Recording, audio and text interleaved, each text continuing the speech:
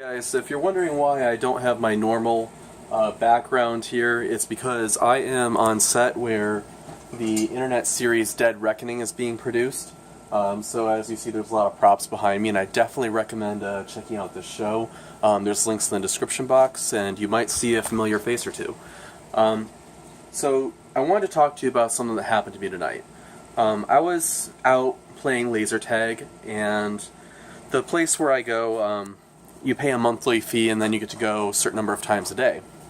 And while I was out, we were playing a game, and there were two people who were in there and decided, on our team, who decided to be shooting each other. Now, the way the game works is if you shoot somebody on your own team, both players actually lose points, which loses points for the overall team. Now, our team was already down one player because there was an odd number of people in the game, so the other team had the one extra player. Now, that already put us at a slight disadvantage. And then these two guys are probably, maybe all of 19 years old, decided that it would be funny for them to just stand there shooting each other. I'm like, so what is this? And I told them multiple times, please don't do this. Because you're actually losing points not just for yourselves, but for the whole team. And so I told them this several times, and they looked at me and they, oh, okay, and then they kept doing it.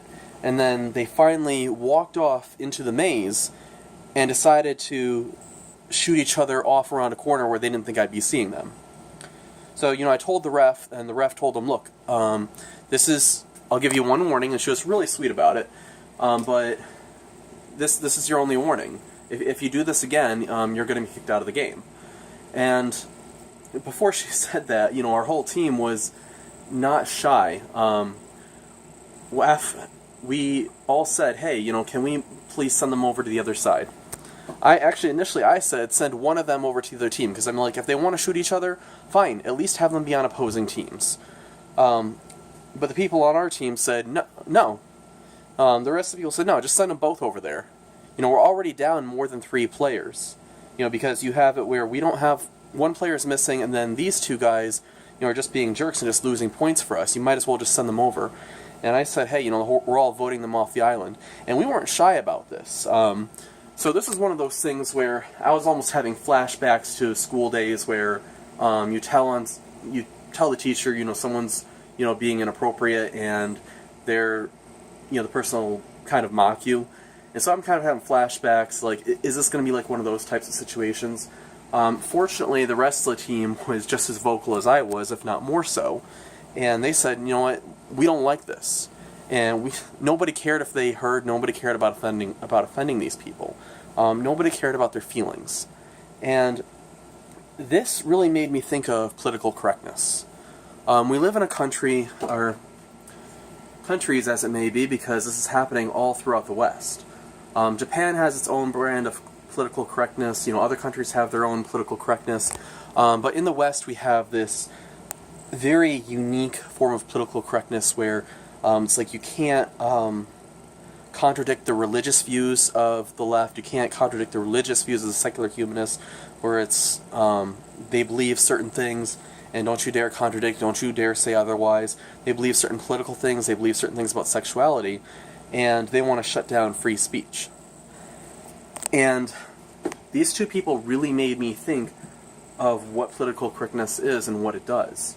It causes problems inside of a country where we can't even talk about our problems, we can't even deal with our issues, and that's like shooting ourselves in the foot. That's like shooting our own side. So, for example, you have it where we're not allowed to talk about the problems of Muslims coming to this country and being extremists. And that's an issue.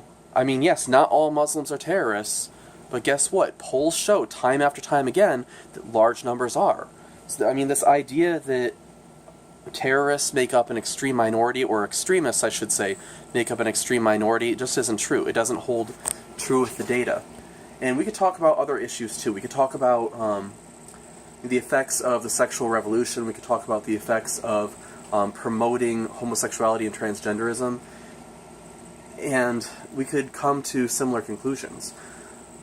But it really is an issue that we live in a country, we live in a society where you have so many people who are working against us, who are saying, no, don't you dare point out the problems we have.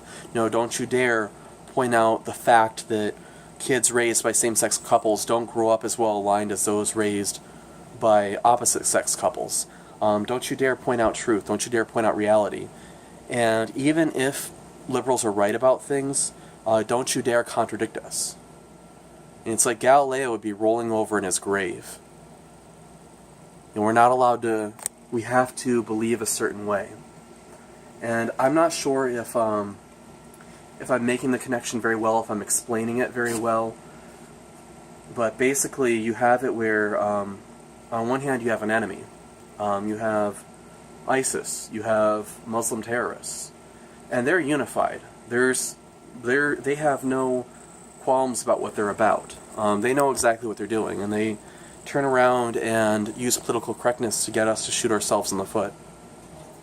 And so, like I said, I'm not sure if I made that connection well. I'm not sure if I explained that connection well.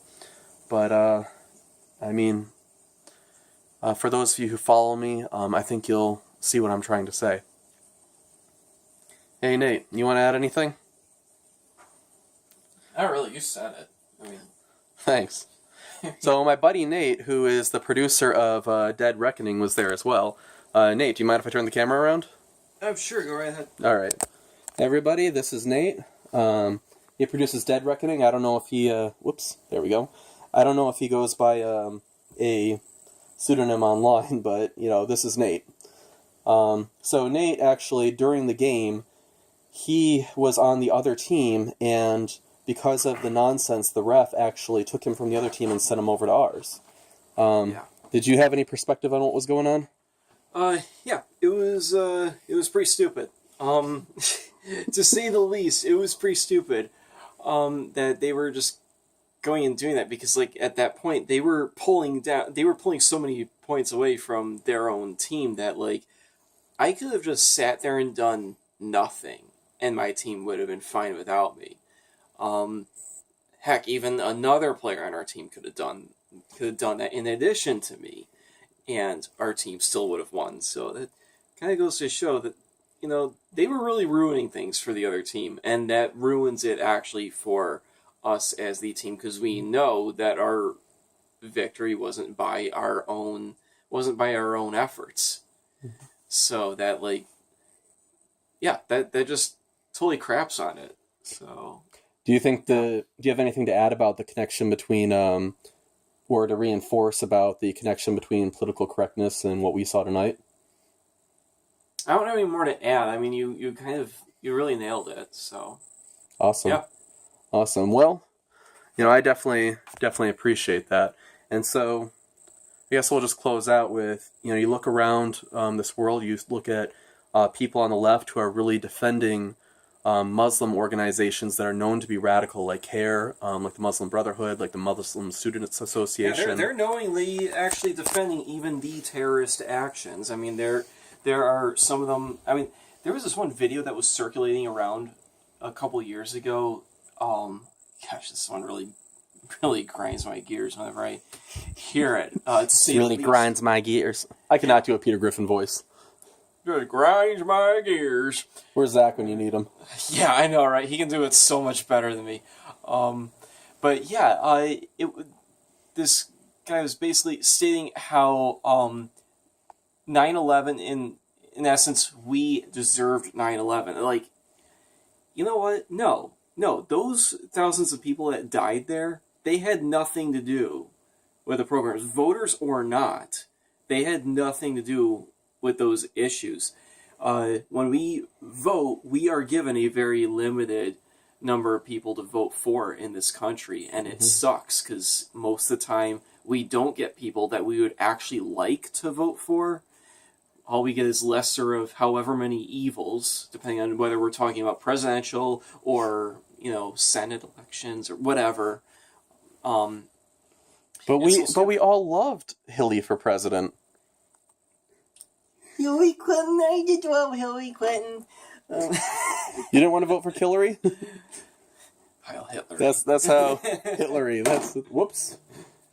Don't break stuff. Yeah, sorry about that.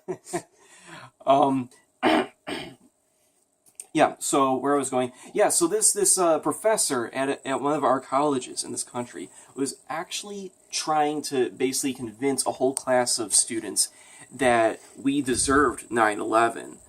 I'm sorry, no. And no, I'm not sorry for saying no, because clearly those people had nothing to do with it. You know who they should be taking it up to is the morons in our government that get us into trouble over there with the Middle East in the first place. But on the flip side, guess what? That place was a war zone before we touched it. Mm-hmm. And a lot of those people, they were sending people over here to infiltrate, even during the colonial days in their own ways. So that's actually where we get the leathernecks from. The reason they just didn't have bombs back then. At least right. Not like effective, not like C4 and they had an ocean between us and the... Yeah, they had muskets back then. And the people who wanted to go boom. Yeah. Muskets and machetes. Mm-hmm. Stuff like that. That was pretty much it, so... Well, they had, even back then, they had automatic weapons. We had automatic guns, at least in the West. Right. I don't know I was talking about earlier than that. But yes. True. We got to that point, and, obviously technology started growing, and then they started getting to be more effective with their means of terror. Mm-hmm. But fact of the matter is that radicals had been coming over here to attack us since before we even got into conflict over oil. Mm-hmm. So... Nobody cared about oil back then. No. People had no idea what it was even going to be used for. Yeah, right. At the time. Well, so any other thoughts? Not really. Not at the moment. Awesome. Well, I hope you guys enjoy the rest of my videos. Feel free to check out the links in the description box. And I'll be linking to Dead Reckoning, which I definitely recommend you check out.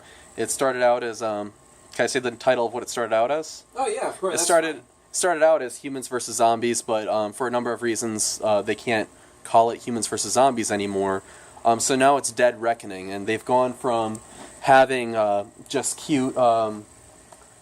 they went from having just, Nerf rifles to having... to upping the props on the show. So originally it started out the show that was kind of lighthearted, didn't really take itself too seriously.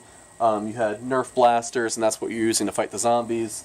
But now they're going all out and really starting to turn it into a much more professional, much more serious sci-fi series with a soft reboot. So definitely check it out when you get the opportunity, and check out the rest of my videos. This is Greg, out.